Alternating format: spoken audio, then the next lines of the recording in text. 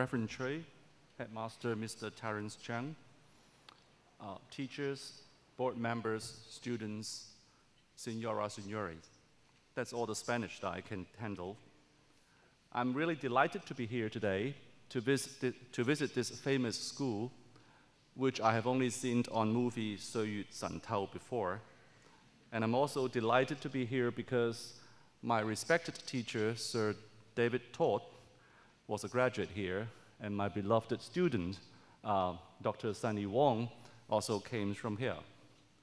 So I really took a minute to take a look at the history of this book, and thanks to Mr. Terence Chang, who sent me your STEP 2010, your yearbook, which I have a glimpse of idea about this book. When I read STEP 2010, I have not doubted for a single moment that I will be standing in front of a group of really brilliant young men, full of energy and inspiration today. The beautifully written editorial by Mr. Janice Wong, is Mr. Wong here? The beautiful editorial written by you stated that with stellar victories comes a unique sense of pride and allegiance. In your quest of upholding an uncompromising standard of excellence, you were beset by hiccups and defeated by your adversaries. And when I read along, your hiccup was just to get the Bohemia Bowl back home where it belongs, and numerous other trophies and awards given to this school. So I'm sure you are the jewel of the crown and cream of the cream of our society. With the legacy of DBS and 140 years of glorious history behind you, I'm sure every one of you will be doing extremely well in your future, and your school continue to thrive. But does that guarantee a fulfilled life in each one of you? Does a lucrative job and a brilliant career always accompanied by a life that is happy and worth living? Well, let me tell you two of my personal experience. A few years ago, I took a group of students from the Chinese University to Sichuan to visit the victims of the earthquake. In the team, there were two DGS girls who are my daughters. And we spent 2 weeks visiting and living with the Sichuan villagers, only to find that we are really so lucky here in Hong Kong, and we are living in extremely affluent society. I think the biggest lesson that my daughters have learned is that they have owned too much in their life, but they did not know how to treasure what they were having at that time. So, you see, we never know how much we have until we see how poor and deprived one could be in some parts of the world. The other experience that I had before is that I travel quite a lot every year to medical conferences in different parts of the world. And I usually traveled economy class when I was a junior doctor. And when I get older, people buy me business class ticket. And occasionally when the flight is full, I've got upgraded to first class. In my first experience with the first class, which I have never dreamed of, I asked for an aisle seat, and the crew told me that there is no non-aisle seat in the first class, because you actually got aisles on both sides of your seats.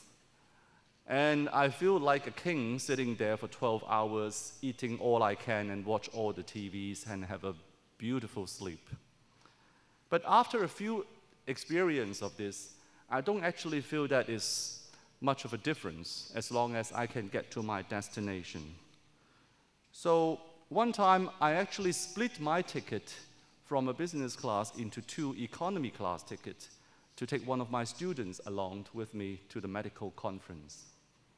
And that, for him, is a lifetime experience, and I could feel the happiness from inside. And to me, it was actually a more joyous trip than traveling first class on my own, because I can share what I have with somebody who may not have. So my topic to share with you today is to give, because giving is blessing.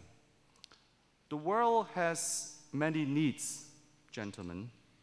1 in 4 people died this year will succumb to AIDS, tuberculosis, malaria, or infection related to contaminated water. 100 million children in poor countries around the world are not enrolled in schools, and they will lead to political and social instabilities. With increasing outsourcing of production and services, most of the economic gains in this decade have gone to the top 10% of the world population. And about half of the world's population still lived on less than $2 per day. A few years ago, I watched a TV program made by TVB, and it's called The Story of 1 Million People in Hong Kong. And in fact, the title tells us that 1 in 7 people in Hong Kong live in extreme poverty. The world, as we are living in, needs to share. The first president of the United India, Nehru, said, "Peace is indivisible, so is freedom, so is prosperity now, and so also is disaster, that this one world can no longer be split into isolated fragments. More than ever, we depend on people who we have never met before, and they also depend on us. The problem that we need to solve today, including economics, environmental, religious, or political issues, are all global in their nature. We gradually come to realize that we are all but citizens of the world. All our problems are global. The modern world, however, for all its blessings, is unequal, unstable, and unsustainable. Therefore, our nation needs to learn how to share opportunities, to share responsibilities, and to share sense of genuine belonging based on the essence of every successful community. China, as she rises as a strong nation and become the second largest economy of the world, is also taking up more international responsibilities.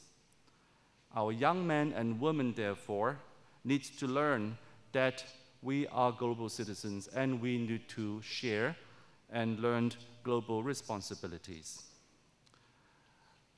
I'm sure you have all learned that the young United States President, Mr. Kennedy, in his inauguration speech, asked the Americans not to ask what their government can do for them, but ask what they can offer to do for the country. Our new nation needs to learn not just to ask what the country can give, but what we can give to our society and to our country. I've recently read a book by the former US President, Mr. Bill Clinton, named Giving. And in this book, he has spent 5 chapters on telling us how we can give money, we can give time, things, skills, and good ideas to people who don't own this. Well, in the chapter of giving money, he quoted 2 well-known examples, Bill and Melinda Gates, and the Buffetts, who are, as all we know, multi-billionaires. And they say, my gift to the world is nothing.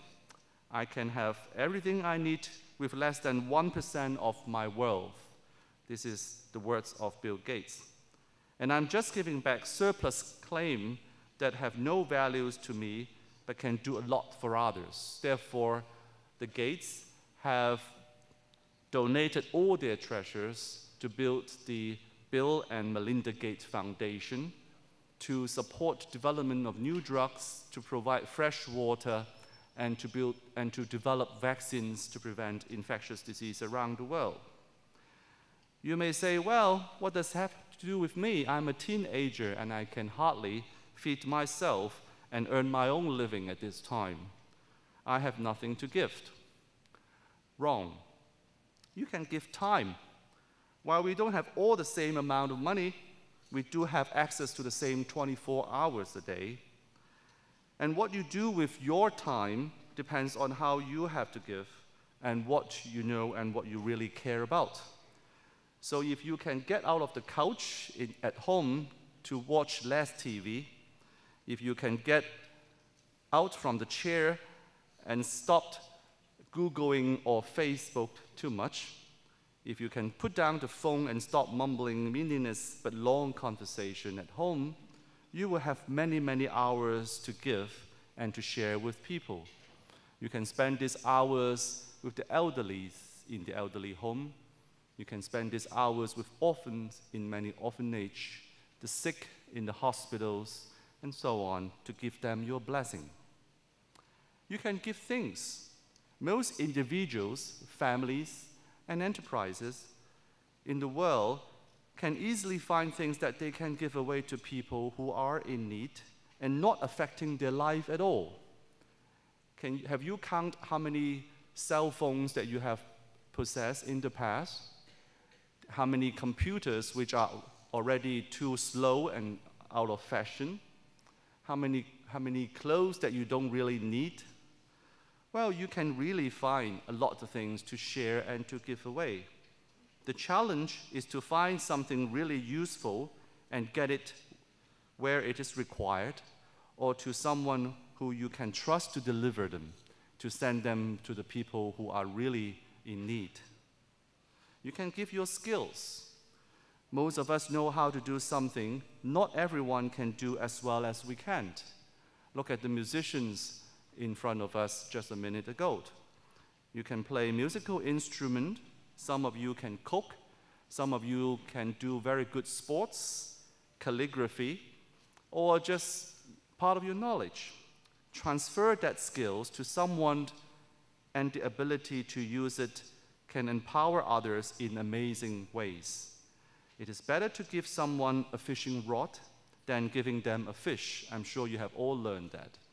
So you can transfer your skills to people who are younger than you or even older than you to give them the power to earn their own living and to give them good ideas. I'm sure young people like you with good imaginations and innovative ideas can share many good ideas to people in the third world to make their living better.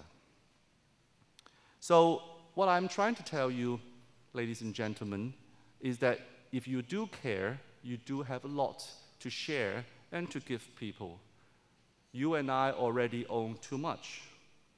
In the concluding word, Mr. Wong, our editor-in-chief, said, "I'm confident that our future architect will bring us to new horizon and give our legend to its fullest. It is my sincerest wish that in navigating across the vast ocean of uncertainty, we remain steadfast in our belief.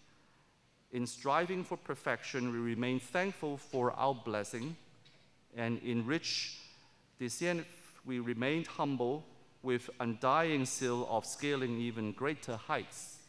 There's nothing wrong with steadfast in our belief, thankful for our blessing, and scaling even greater heights. But I would challenge you with, in facing this unfair and unjust world, I will give myself to make this world a better place. Give all you can."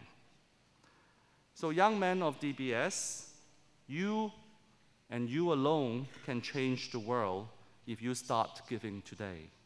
Not only when you own a house and a beautiful car and when you become a billionaire. You can start from today and you can make a difference. May I finish by quoting Jesus' word, "Give away your life, you will find life given back, but not merely given back with bonus and blessing. Giving, not getting, is the way. Generosity begets generosity." May I wish you all bright future and to be able to share your bright future with the others. Thank you very much.